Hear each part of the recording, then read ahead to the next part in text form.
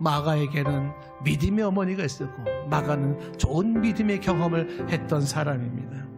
더군다나 마가는 아주 훌륭한 외삼촌이 있었어요. 그 삼촌이 바나바입니다. 사울이 기독교 공동체로 들어오려고 했던 사람들은 거부했습니다. 그때 바나바가 사울을 공동체 안에 들어오게 하고 교회 사역을 하게 한 사람이 바나바예요. 여기에서 사도 바울과 바나바는 특별한 만남을 갖게 되는데, 최초의 선교사 파송, 기독교 1호 선교사 파송이 바로 바울과 바나바예요.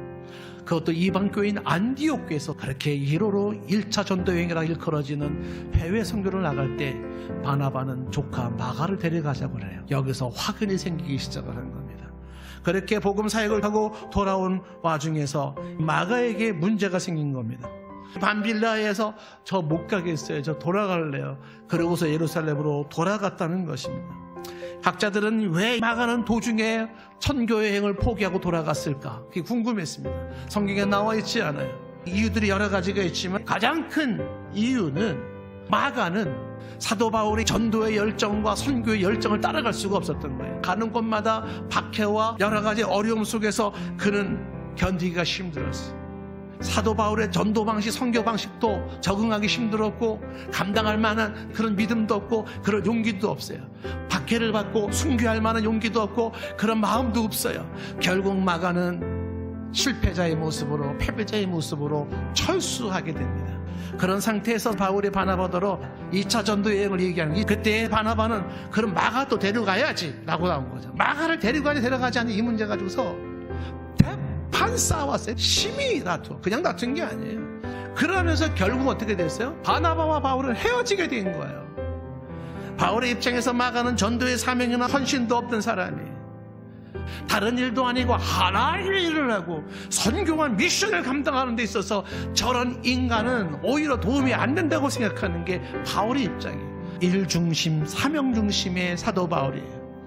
반면에 바나바는 아닙니다. 일과 사명보다 더 중요한 건 사람이었고 관계였던 것이에요. 사람이 연약할 수도 있지, 사람이 실수할 수도 있는 거지, 사람을 품어야지. 이게 바나바의 입장인 것이죠. 여기에 바울과 바나바의 위대함이 나오기 시작해요.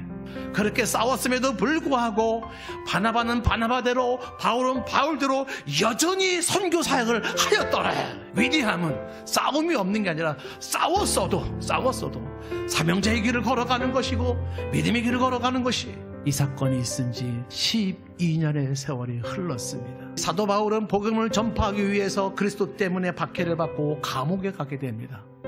그때 그 곁에 지켜준 사람은 다름 아닌 마가였다는 사실이에요. 한때는 실망시키고 상처를 주었던 사람이 지금은 둘도 없는 동역자가 되고 도움이 된다는 사실이에요. 더군다나 마가는 베드로의 수제자가 되어버리죠. 사도 바울은 마가를 내 아들이라고 말하지 않아요. 근데 베드로가 내 아들이라고 표현한 것은 영적인 믿음으로 낳은 아들이에요.